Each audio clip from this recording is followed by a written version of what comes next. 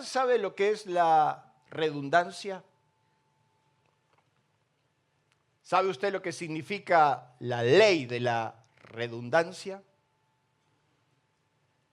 Dicen los que saben que es la repetición o el uso excesivo de una palabra o de un concepto en el mismo párrafo. Es la repetición o reiteración que sobra o que es demasiado abundante. Ya sé, no me lo digas otra vez. ¿Usted no escuchó esa frase? Ya lo sé. Sin embargo, esa repetición o reiteración que sobra o que es demasiado abundante es necesaria para dejar en claro algunos conceptos que tendrían que ser obvios, pero hay que volver a repetirlos. Y entonces Pablo le escribe a los filipenses y les dice, para mí no me es molesto repetir las mismas cosas, y para ustedes es seguro. Un buen padre sabía por la ley judía que para encontrar resultados positivos, para que le vaya bien en la vida, Dios le dijo, para que te vaya bien. ¿A cuánto le gustaría que les vaya bien en la vida? Entonces Dios le dice en Deuteronomio capítulo 6, que si quieres que te vaya bien y si quieres que prosperes, estos son los estatutos, los mandatos y los decretos que yo te digo, y le hablarás a tus hijos, y se las repetirás a tus hijos y a los hijos de tus hijos. Y les dice, quiero que se las repitas en tu casa, en el camino cuando se van a la escuela, cuando se acuestan y cuando se levanten. Y como se les va a olvidar, quiero que la escriban y se la pongan en la frente y se la pongan en la mano y que la apliquen en los postes y en las entradas de la casa para que te entre por acá, te entre por acá, te entre por todos lados.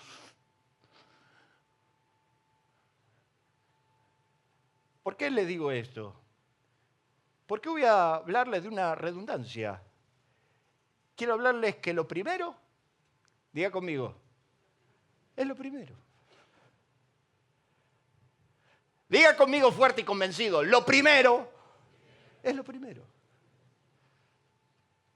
Entonces el apóstol San Pablo, cuando le tiene que escribir a su hijo que va a continuar con la obra, y me refiero a Timoteo, le dice en la segunda carta, la última carta, el labrador para participar de los frutos debe, ¿qué dice ahí? Trabajar primero, una obviedad.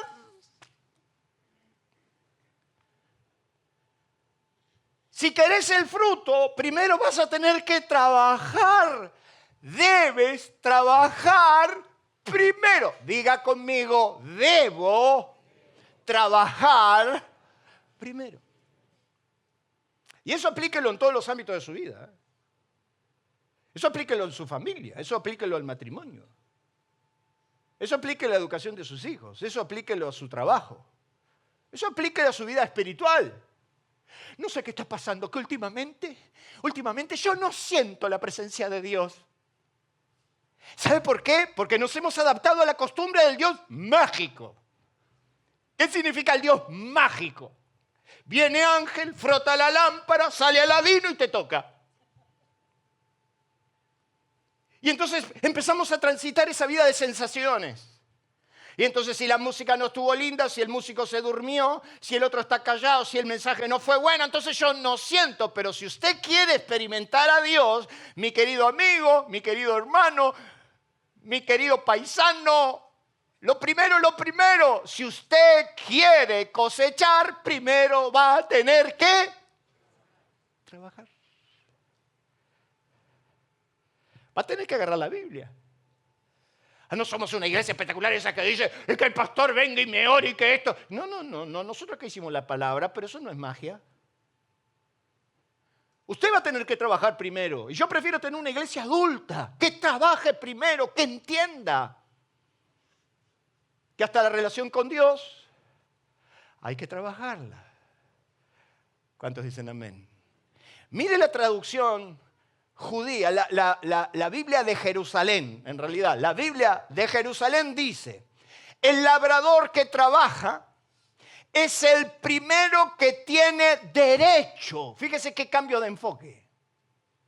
El labrador que trabaja es el primero que tiene derecho a percibir de los frutos. ¿Qué quiere decir eso? Que cuando yo trabajo primero, tengo derechos. El haber sembrado, el haber trabajado me da derechos. Otra traducción, cuando lee este versículo, la Nueva Traducción Viviente, dice que el agricultor que se esfuerza en su trabajo debería, ¿qué cosa? Ser el primero en gozar del fruto de su trabajo. Pablo está formando y entrenando a uno de sus mejores hombres. Le traza en su enseñanza un concepto muy claro y necesario que debía tener en cuenta, y es el concepto de ¿qué? Las prioridades. Benditas prioridades. ¿Me da 1 hora y media para hablar de las prioridades? Diga conmigo, prioridad. ¿Cuál es el gran problema que tenemos cuando tenemos confundidas las prioridades? Prioridad. Cuando nosotros tenemos que buscar una definición de esto, dicen que la prioridad es la anterioridad de algo en tiempo o en orden. Dice también que es aquello que tiene precedencia sobre los demás. Dice también que es la guía para enfocar el tiempo y la energía, lo que realmente importa, en lo que es relevante y sobre todo, ¿qué dice ahí? O sea que las prioridades te van a empujar a poder canalizar tu esfuerzo. Si usted no tiene prioridad, usted va a diluir su esfuerzo. Al no tener prioridades, usted no va a saber dirigir lo que lo va a gratificar, porque usted no tiene prioridad. Y entonces va al tuntún, a lo que pinte. Se levanta a la mañana y lo que dé. Me decía un amigo mío, agenda abierta. No sabíamos ni cómo terminábamos. Prioridad se basa en los valores personales y ayudan a cumplir los objetivos. Son claves para un buen, ¿qué dice ahí? Estilo de vida. Yo me doy cuenta inmediatamente cuando una persona tiene las prioridades en orden por su estilo de vida. Tu estilo de vida tiene que ver y va de la mano acerca de las prioridades que usted tiene en su vida. Quiero que usted conozca a esta persona ya precisamente en lo que es la Escuela de Emprendedores lo conocen. Pero hay un concepto que dice que no se puede vivir por impulso sin tener una meta clara que te ordene y canalice tu esfuerzo. Si no, todo se disipa y no logras tu real destino. Mire, este hombre, si usted lo escuchó por ahí, fue uno de los hombres que más impactó la historia en los Estados Unidos. Cuando niño emigró de su Escocia natal y desde una pobreza muy, muy fuerte, y desde ser un simple hombre que trabajó por unas monedas y que trabajaba en el campo y después empezó a trabajar en el ferrocarril, logró amasar una de las fortunas más grandes del siglo XX. Andrew Carnegie. Este hombre, un cristiano de cepa, un devoto cristiano que creía en lo mismo que usted cree. Este hombre, los últimos 25 años de su vida, se la pasó inaugurando 2.500 universidades.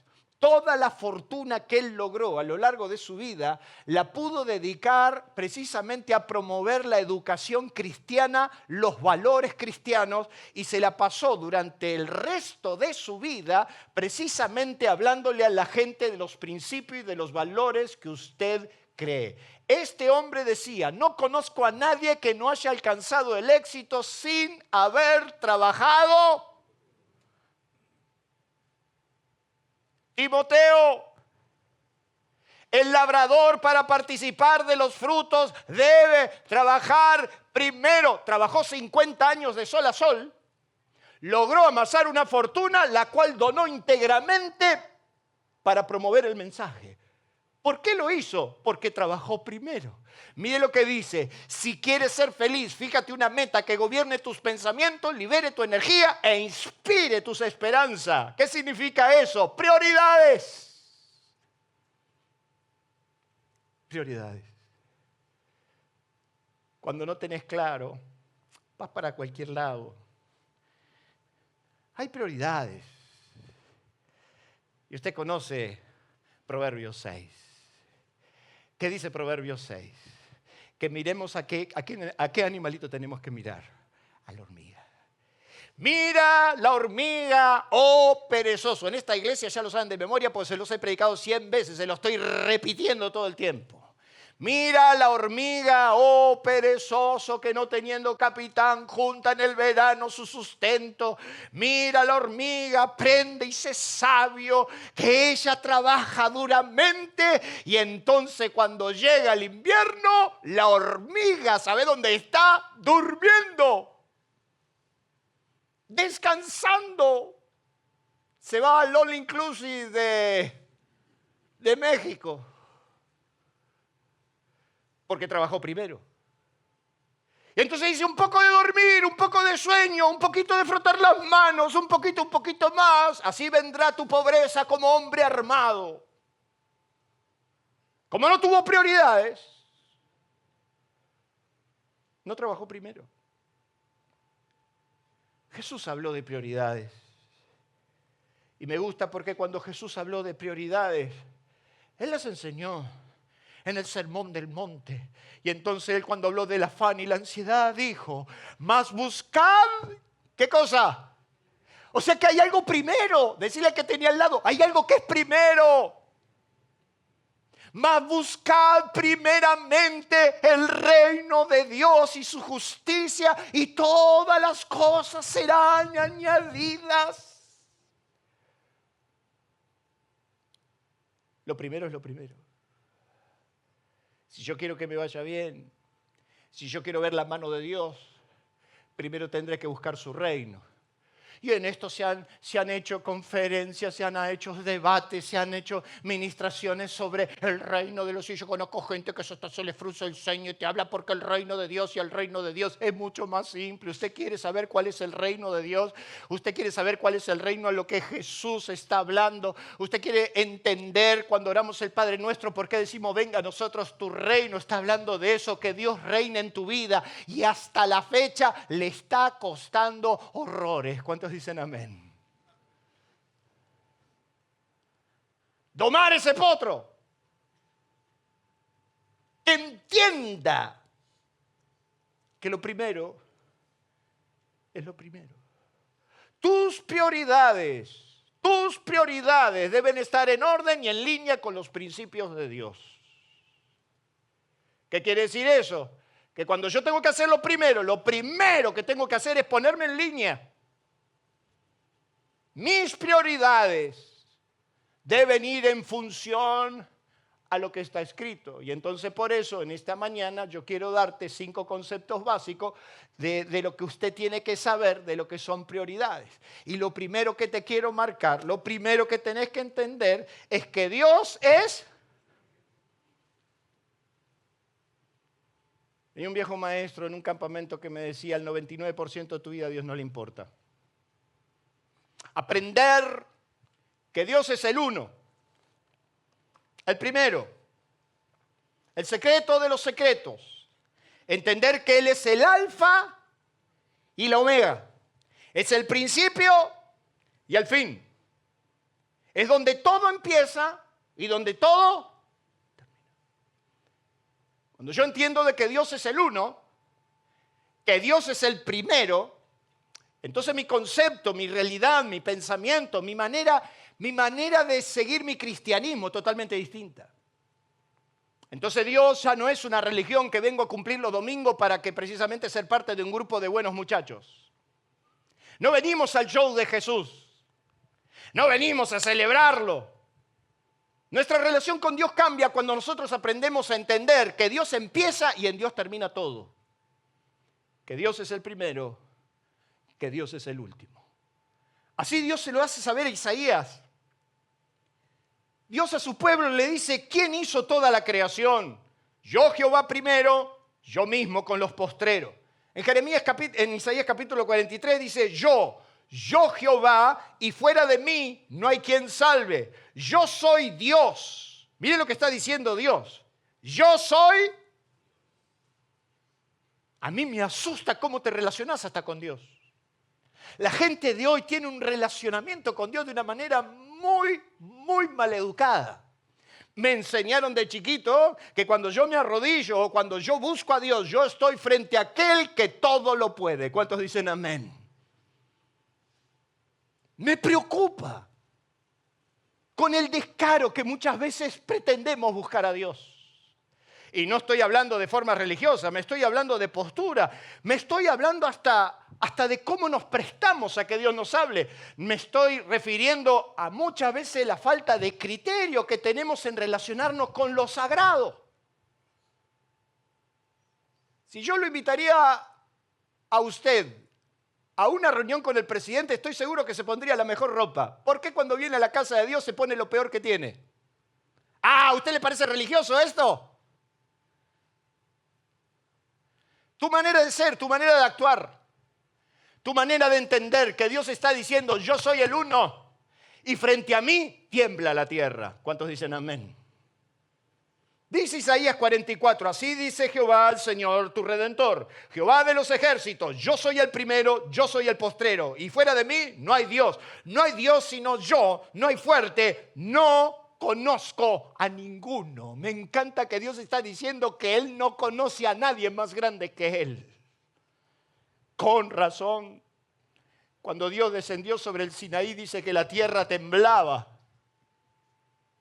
Quiere decir que cuando usted se relacione con Dios, usted se está parando frente a aquel que ni la tierra lo pudo contener. Y entonces Moisés le pregunta a Dios, le dice a Dios, no me van a creer. Cuando me pregunten quién sos, ¿qué le digo? Y entonces me encanta la respuesta de Dios, porque Dios le dice a Moisés, diles que el yo soy. Y dice que le responde con con 4 consonantes que no se puede mencionar, que se refiere al ser que tiene existencia propia, que no necesita de nadie, que vive por sí solo y que está en una autoridad suprema. ¿Qué significa? Dios le está diciendo a Moisés, yo soy el que soy.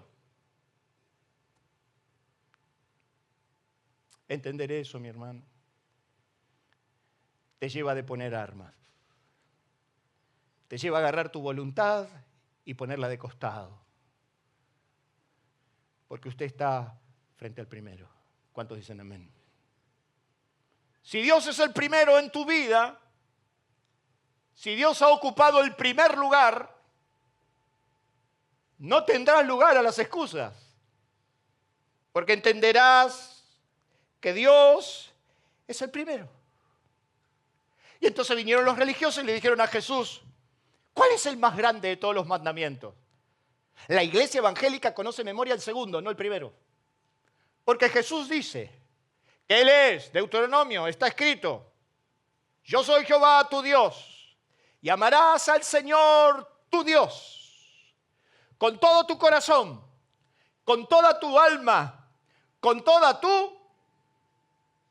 Este es el primero de los más grandes mandamientos. Y agrega, y amarás a tu prójimo como a ti mismo. Todos están enamorados del prójimo.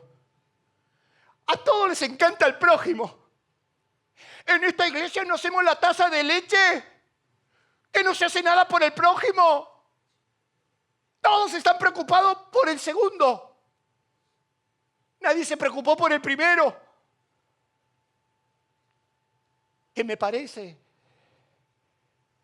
que tu manera de llevar tu relación con Dios no me está diciendo que Él es el primero en tu vida. Demasiadas excusas, demasiado no puedo, demasiado yo hasta ahí llego. Dios cuando te llamó te pidió una hoja en blanco, mi hermano.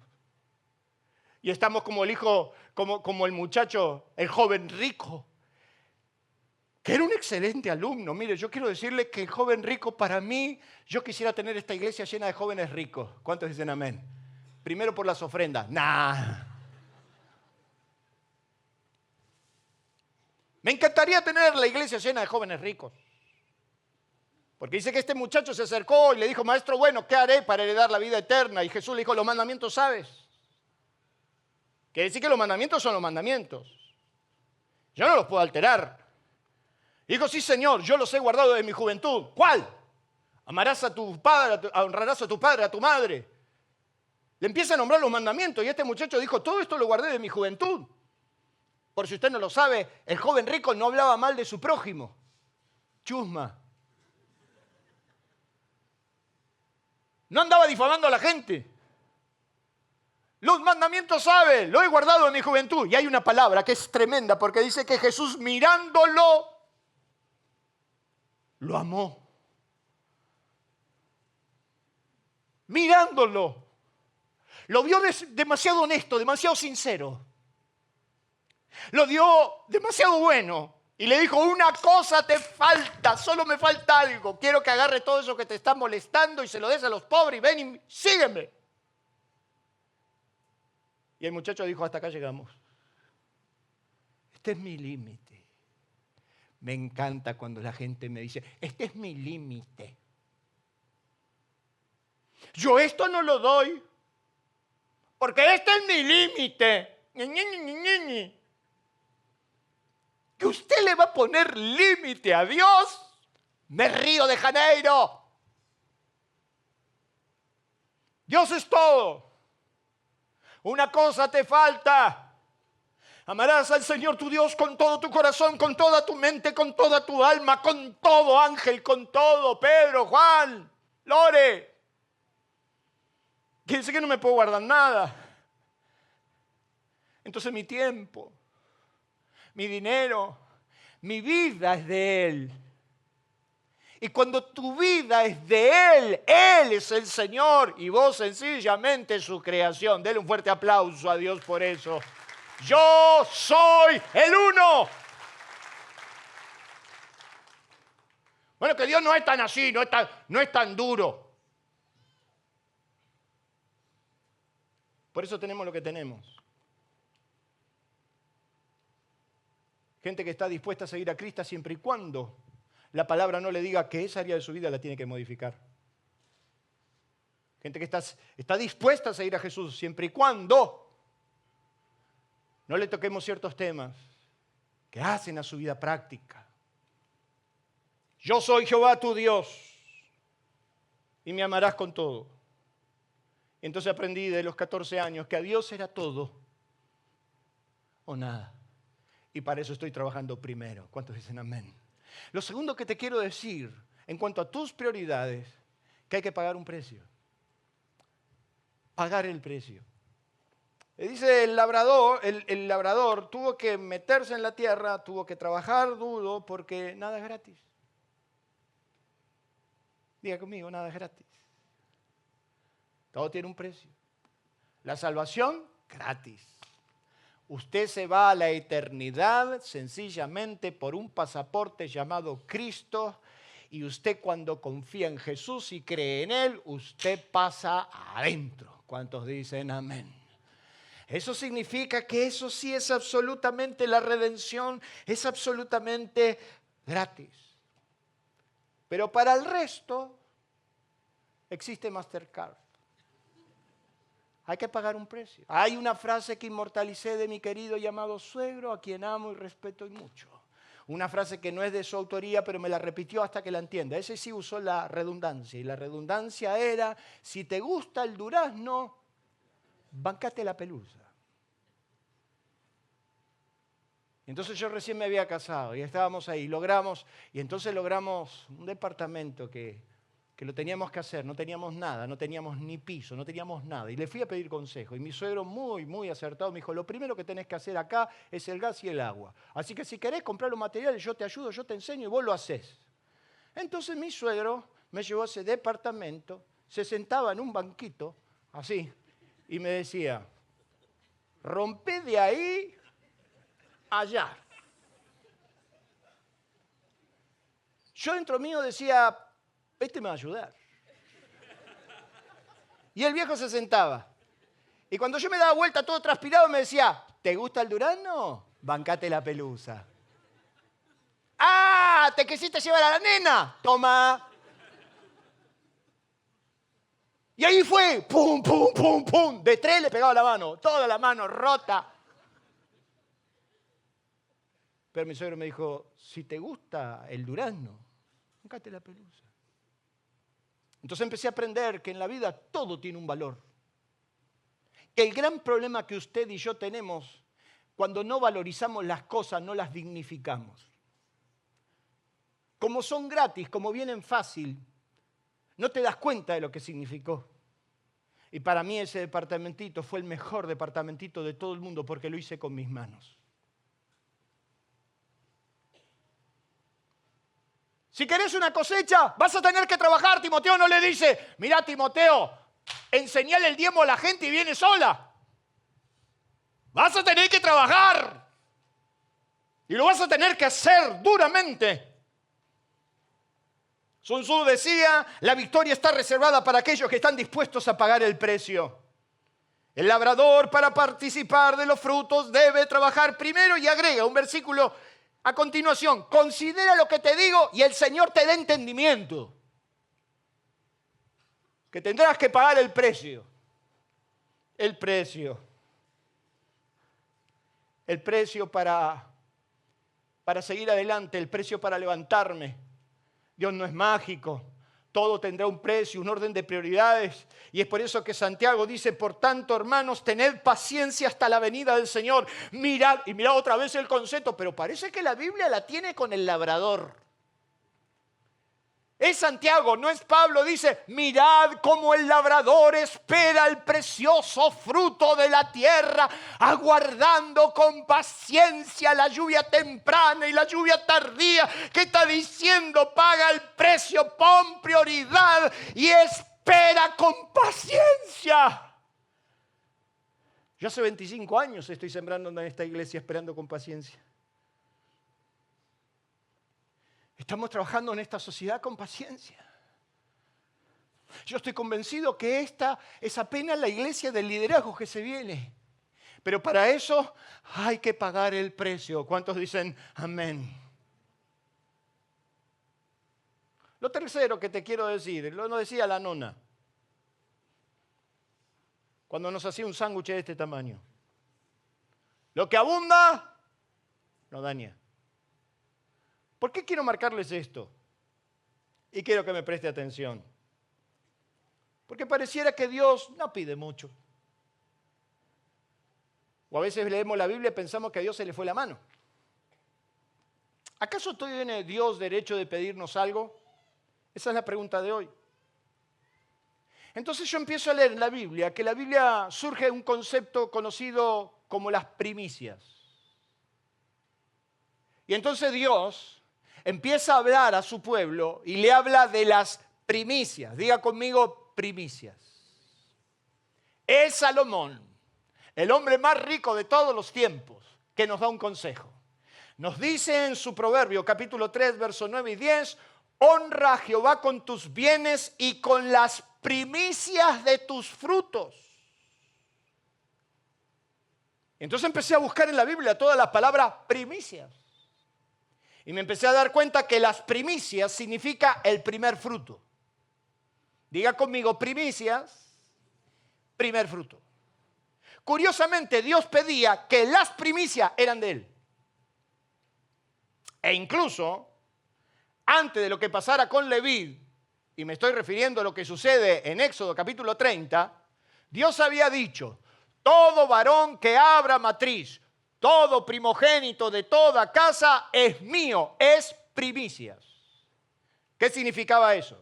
Dios le dijo a Israel, yo en Egipto te salvé a todos los primogénitos, pasó el ángel y no los mató. Como pasó el ángel y no los mató, yo te salvé los primogénitos, como yo te los salvé, son míos. A partir de este momento, todo primogénito será mío.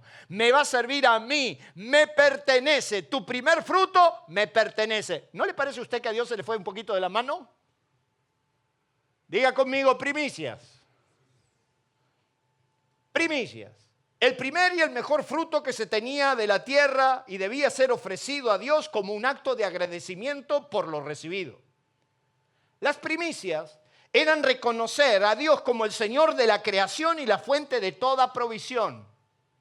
Las primicias era un mandamiento para el pueblo de Israel que debía ser obedecido al entrar en la tierra prometida y era una verdadera exigencia que se debía cumplir porque ellos entendían que santificar la primicia de la cosecha mostrando gratitud y fe santificaba al resto.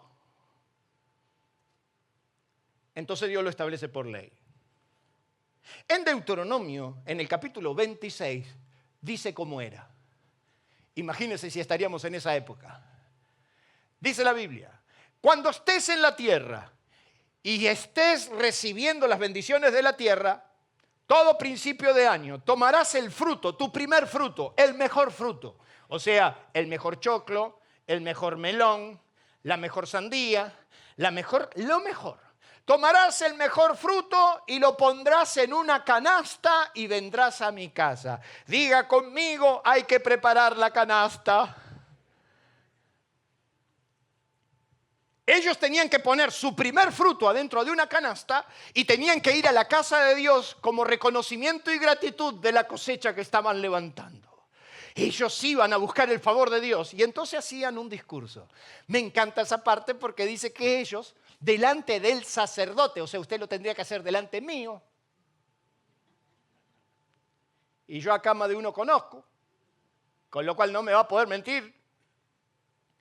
Dice que se venía con la canasta y decía, un arameo fue mi padre. Hasta allá se tiene que ir a toda la historia. Entonces él decía, un arameo que salió de la tierra de Harán era mi padre. Y se fue a Egipto y Dios lo multiplicó. Y como lo multiplicó, osaron contra nosotros. Y entonces Dios nos liberó y nos metió en esta tierra. Y aquí está el fruto de nuestra cosecha. Y en agradecimiento te lo traigo a vos, Señor, porque te reconozco como mi único y suficiente proveedor. A lo cual el sacerdote agarraba la canasta, se daba vuelta y la ponía delante de Dios. Debe estar delante de Dios, sí.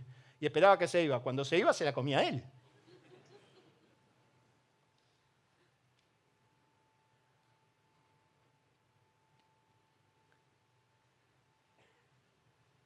Dios pide mucho. Y no me refiero a dinero. Me refiero a tu actitud. La actitud de reconocimiento. La actitud de darte cuenta que sin Él no eras nada. Dios buscaba el ejercicio de que la gente le entregue su primer fuerza como un acto de fe y de agradecimiento porque era consciente de dónde Dios lo sacó. Y necesitaba que vaya con el primer animal. El primero que abrió matriz. El primer ternero. La primer cabra. El primer fruto. Y venir a la presencia de Dios y entregarlo, es decirle, Dios, yo no tenía nada, yo no era nada. Pero yo reconozco que tu provisión ha venido de tu parte. Y parece que los hombres lo entendieron. Lo entendieron a tal punto que es Abel. El que sabe que se tiene que ir delante de Dios, el que sabe que se va a presentar delante de Dios. Y entonces dice la Biblia que Abel dio de los, plural, de los primogénitos. Dice que Abel preparó de los primogénitos. Dice la Biblia que él trajo de los primogénitos lo más gordo de ellos y se lo presentó a Dios. ¿Por qué se lo presentó a Dios? ¿Por qué dio lo mejor? Porque la vida de Abel era excelente. La Biblia nos cuenta en el libro de Hebreos que por la fe Abel ofreció a Dios más excelente sacrificio que Caín. Más excelente. ¿Qué significa? Fue superior. Y todos me dicen, ¿cómo habrá hecho Abel? ¿Cómo habrá hecho? No, sencillamente él entendió el concepto, entendió de que a Dios se le daba lo mejor y entonces Abel se preparó para el sacrificio. Él buscó el animal, lo pensó, dijo, ese gordito que tengo ahí es el más lindo, el rozagante, ese que me gustaría comerlo ahora que viene Navidad, imagínate. Pero dice que Caín trajo del fruto de la tierra, trajo cualquier cosa, trajo lo que le vino a la mano, lo tiró arriba del altar y ahí lo tenés. Entonces dice la Biblia que Dios miró con agrado a Abel, pero no miró con agrado a Caín. ¿Qué significa eso? Que la excelencia hizo una clara diferencia con la mediocridad. Y a mí me encanta por cómo se ponen nerviosos los mediocres cuando hablo de esto. ¿No te parece? El otro día me agarró uno allá en la puerta y me dijo, ¿no te parece un poco ofensivo que hables tanto de la mediocridad, de la manera que lo hablas? Me encanta, mediocre. Porque dice la Biblia que le dijo Dios a Caín, al mediocre, al que dio lo que tenía. Bueno, Dios conoce la intención del corazón. Bueno, no hay que ser tan exigente, la gente da lo que puede. ¿Será que da lo que puede? ¿Será que está dando lo que puede? Y no me estoy refiriendo a dinero. ¿Será que tu vida le está dando a Dios lo que realmente puedes o lo que quieres? Dice que Dios lo agarró a Caín. Le dijo, ¿por qué estás así con esa cara vos? ¿Cómo no te gusta cuando te hablan de esto, no? ¿Cómo no te gusta? Pero bueno, no sé si me queda mucho tiempo, pero hasta que me quede te voy a hablar de esto. Dice la Biblia que Abel ofreció más excelente sacrificio que Caín. Quiere decir que Dios no acepta cualquier cosa. Dentro de tus posibilidades es dar lo mejor. Y entonces yo aprendí a Dios, por ejemplo, darle mi mejor tiempo. Mi mejor tiempo. ¿Cuántas horas tiene su día? Cuénteme, dígame que yo no lo sé. ¿Cuántas horas tiene su día? ¿Me va a contestar o va a quedar ahí? 24. ¿Cuántas serían las primicias de las 24 horas? 2 horas 40. ¿Qué significa eso? Que yo tendría que proponerme darle a Dios 2 horas 40 por día a Él. ¿Cuántos dicen amén? Como la oveja media castigada, amén. Ah, esa no le gustó, ¿no? Dice que Abel le ofreció a Dios más excelente y Dios dio testimonio de su ofrenda. Nunca es poco para Dios. Dios muchas veces te puede pedir todo. Dios te puede pedir lo primero, Dios te puede pedir lo mejor. Y yo estaba allá atrás, en el fondo, en el coro de mi iglesia, y paró un viejito que apenas podía caminar, bastante distraído en su físico, y paró atrás del púlpito y dijo, yo quiero dar gracias a Dios, porque mi iglesia, yo nací en una iglesia que cualquiera usaba el púlpito. O sea, usted lo invitaba al pastor a comer un asado y al otro día predicaba, quédate tranquilo. Acá no me invite porque no voy y aparte no lo va a lograr. Y entonces me acuerdo que ese viejito se paró entre el púlpito y dijo, yo le he prometido a Dios que cuando cumpliera más de 60 años le iba a dar mirá que jugado el tipo, algo de tiempo al Señor. Y yo tenía 14 años, estaba ahí en el fondo y yo dije, algo. ¿Y ahora de qué? ¿Para qué? Si el tipo está arruinado, no puede ni caminar. A lo que nos va a pasar a todos. Entonces yo me acuerdo que le dije a Dios, yo te voy a dar lo mejor de mi fuerza. Yo te voy a dar lo mejor de mi tiempo. Yo voy a servirte mientras tengas ganas de subirme un micro, un avión, a lo que fuera, y a caminar y a recorrer y a predicar y a dar todo lo que pueda. Hoy yo tenía una clase acá de preadolescente que me sacaron la cuenta cuántos mensajes había escrito en mi vida. Entonces vino un muchacho y me dijo, yo saqué la cuenta, vos habrás predicado unas dos, porque yo dije que hace 40 años que predico, y el tipo sacó la cuenta, mientras yo estaba hablando, sacó la cuenta y vino y me dijo, ¿vos tenés 2.500 mensajes preparados? Y yo lo miré y le dije, un poquito más. ¿Por qué un poquito más? Porque hubieron lugares donde prediqué 5 veces por día. Ahí me mataste, me dijo. Ahí me mataste. Darle a Dios tu primer vigor, tu primer fuerza, tu primer tiempo, tu primer dinero. Aprender a Dios que nunca es poco. Porque algún día cuando esté en su presencia, yo escucharé la palabra de Dios que diga, bien, lo hiciste bien, buen siervo. Sobre poco fuiste fiel, en lo mucho te pondré. Mire qué distraídos estamos de estos conceptos, que hasta es un milagro que vengas 2 domingos seguidos.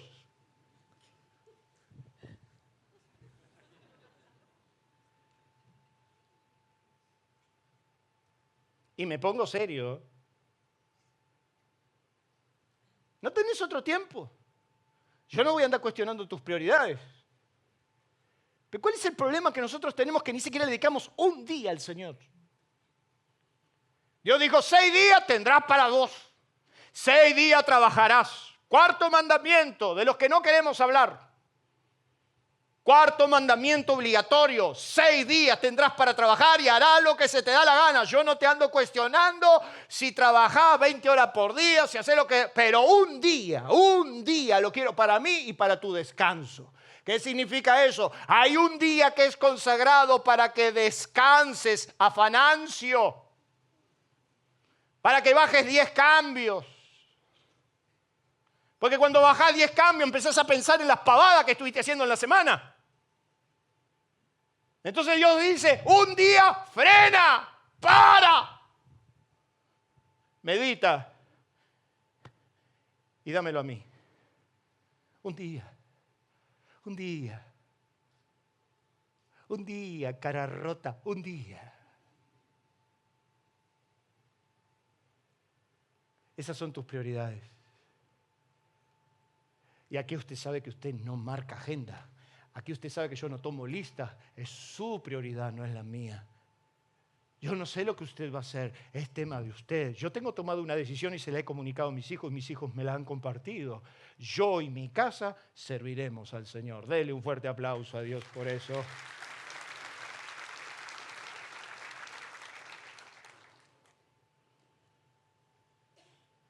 ¿Lo puede leer?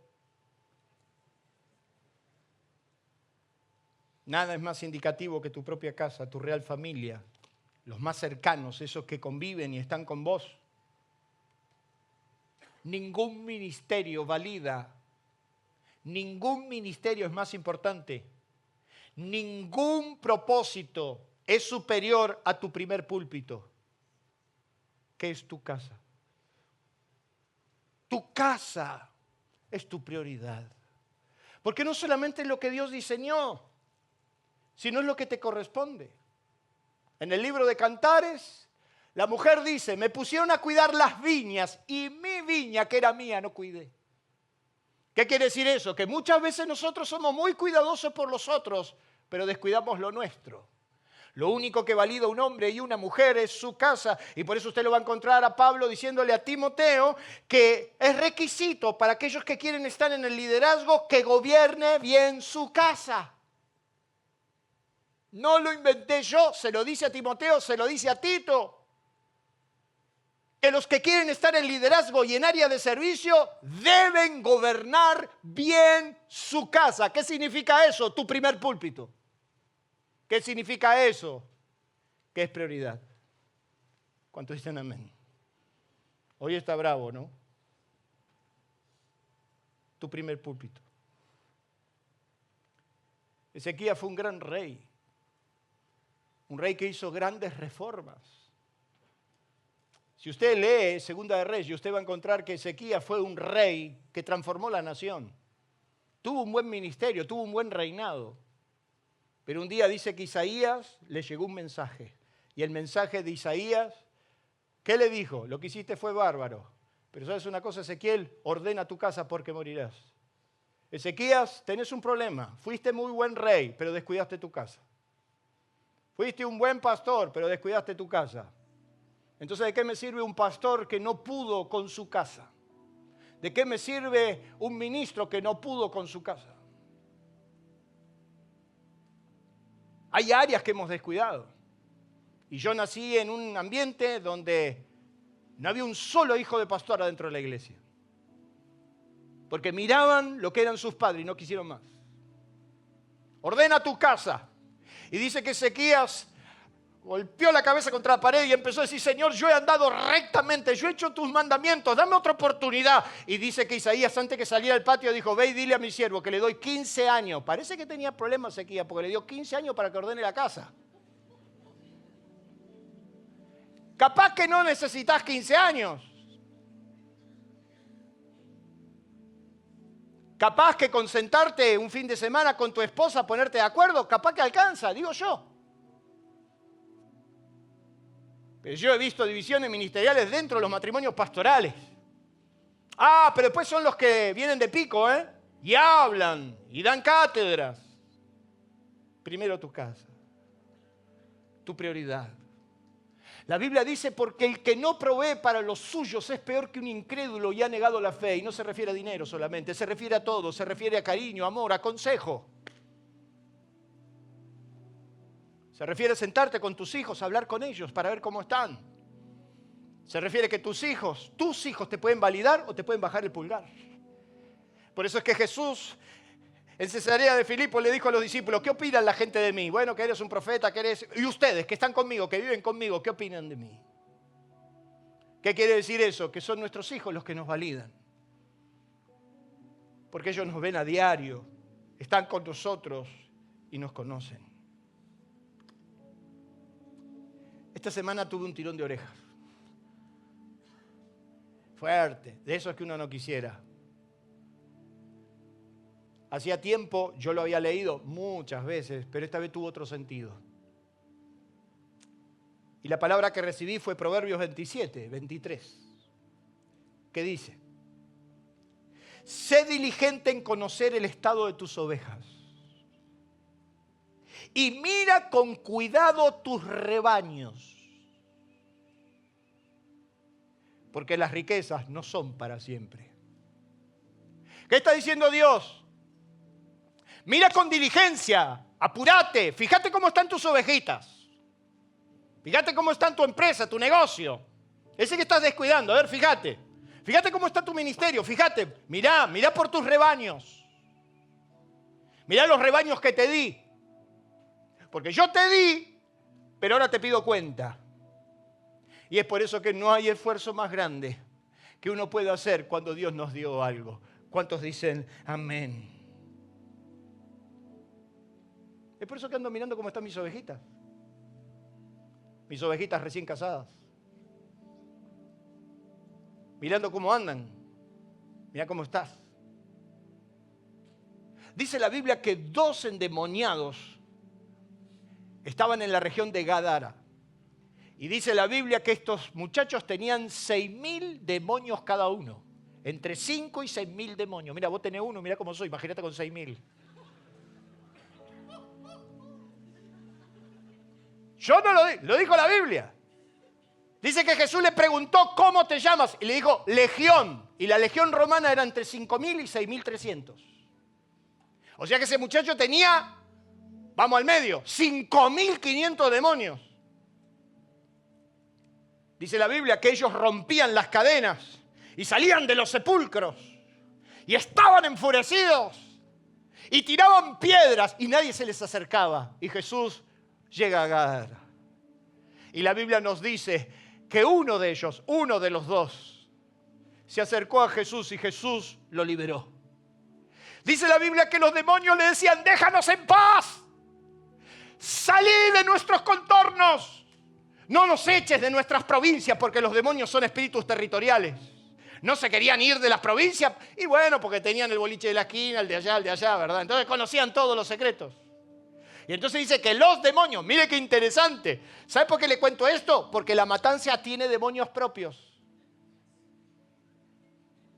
Que no se quieren ir de la matanza. Si yo, por ejemplo, a un demonio le digo, quiero que te vayas a Morón, en Morón no los aceptan.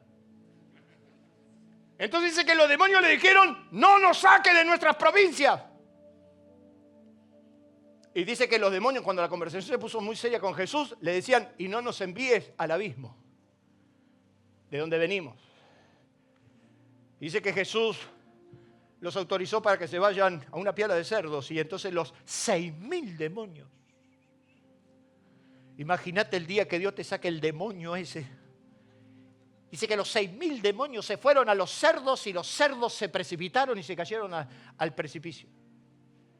Entonces dice la Biblia que inmediatamente encontraron al joven, al muchacho endemoniado a los pies de Jesús, bañado, cambiado, como un ser humano normal. Eso es lo que hace Jesús. ¿Cuántos dicen amén? Ay, el domingo voy a bautizar cada gadareno.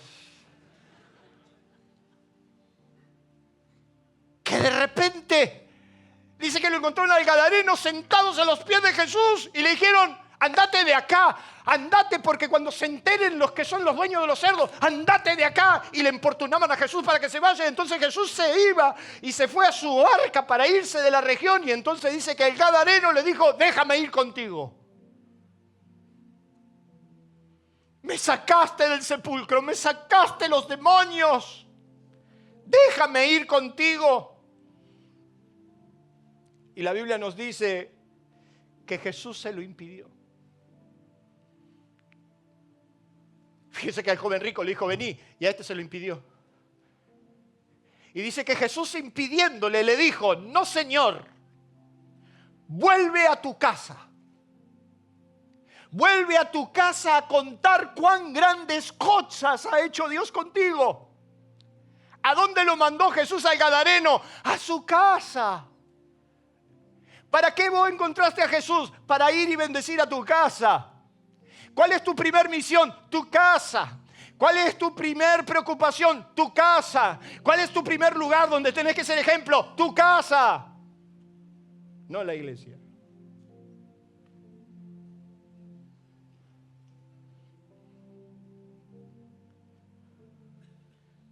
Vuélvete a tu casa. La solución no es romper. La solución es poner a Dios en el centro. Y para terminar, poner prioridades. Porque lo primero es lo primero. Tienes que saber que las cosechas, si usted trabajó, si usted sembró primero, si usted hizo el trabajo duro, quédese tranquilo que en el reino de los cielos las cosechas no se pierden. ¿Cuántos dicen amén?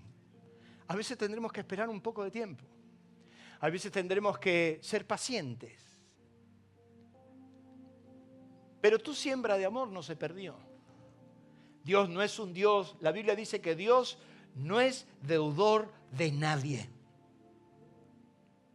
Eso significa que muchas veces nos han de pagar mal, pero Dios no paga mal. Dios paga bien porque dice la Biblia que Él es juez justo.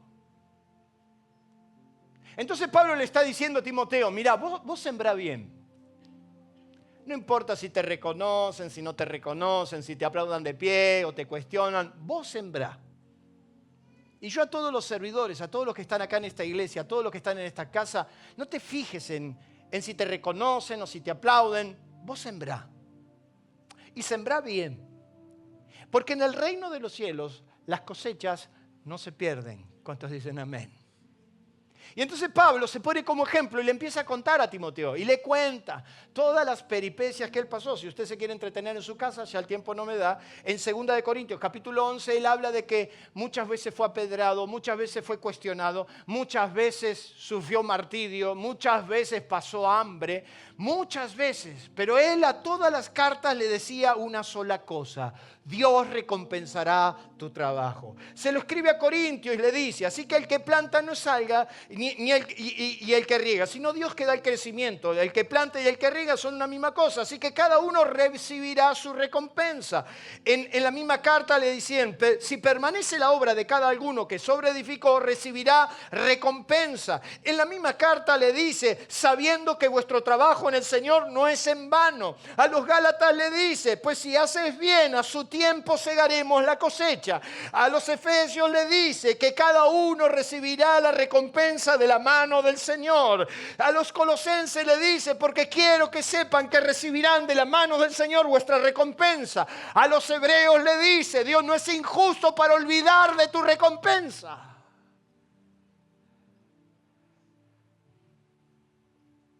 Yo tengo planes para cosechar. Usted, yo he sembrado con la esperanza de que voy a cosechar. Y cuando usted siembra en prioridad, Dios no es injusto. Y por eso le dice a los Gálatas, mire lo que le va a decir: no os engañéis, Dios no puede ser burlado, pues todo lo que el hombre sembrare, eso también, ¿qué cosa?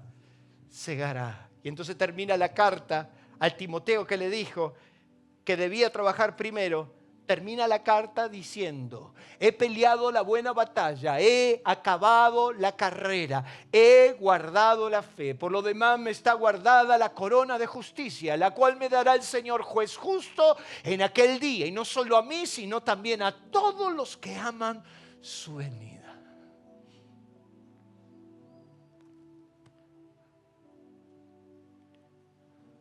Mi papá fue un gran sembrador.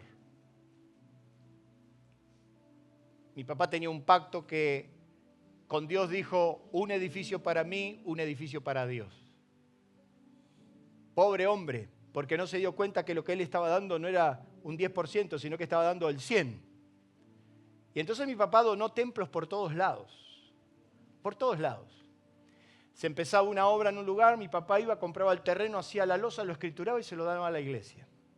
En la iglesia donde nosotros nacimos, yo he perdido la cuenta de los templos que mi papá donó y ofrendó. Pero quiero decirle tristemente que mi papá murió en el peor momento. Era el momento de nuestra quiebra, el momento de nuestra deuda. Y mi papá murió en pobreza. En pobreza. Mi papá, que había dado tanto por la obra de Dios, nosotros estábamos todos en la casa, ejecutados. No teníamos para nada, y ya le conté esta historia, que nos habían cortado hasta el gas. Entonces para bañarnos teníamos que calentar la ollita para bañarnos con una ollita y un tarrito.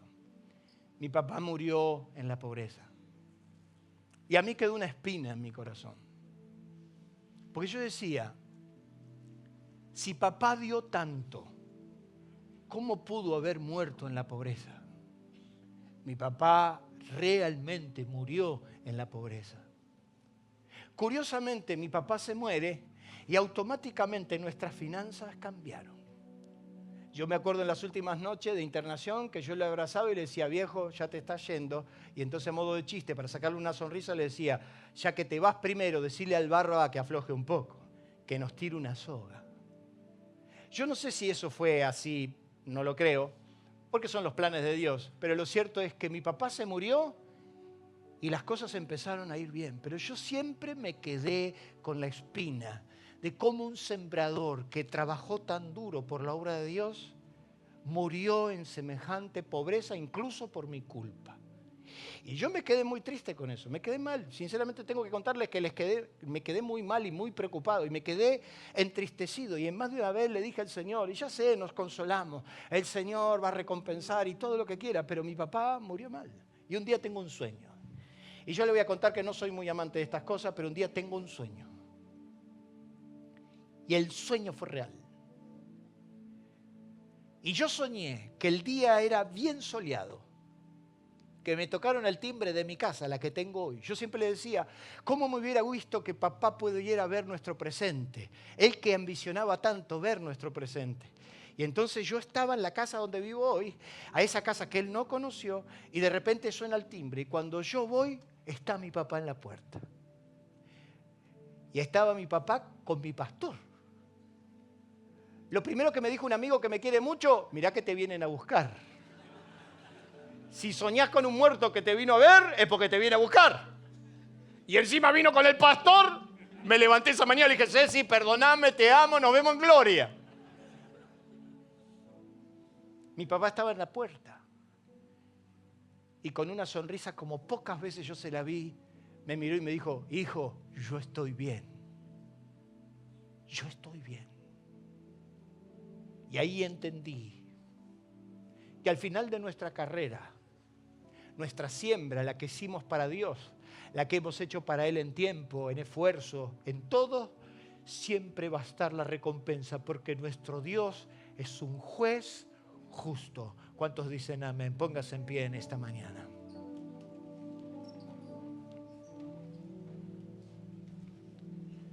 Lo primero es lo primero. Y usted en esta mañana aprendió lo importante de las prioridades. Usted debe fijar cuál es su prioridad. ¿Sabe por qué? Porque el secreto de un hombre no es cómo empieza, sino cómo termina. De acuerdo a sus prioridades, usted puede terminar bien o usted puede terminar mal. La pregunta es, ¿qué prioridades tiene? Si su prioridad es Dios, si su prioridad es todo lo que es Dios, te va a ir bien. Porque Dios te garantiza un buen final. Cierre sus ojos, incline su rostro. Si usted en esta mañana entiende que hay prioridades que están confundidas y que las debe modificar, si usted en esta mañana tiene que corregir su orden de prioridad, ahí donde está, levante su mano, quiero orar por usted, solo orar por usted. Si usted en esta mañana está entendiendo que necesita poner las prioridades, que vayan en línea con Dios, levante su mano al cielo, quiero orar por usted. Padre, yo en el nombre de Jesús bendigo cada mano que se levanta, cada mano.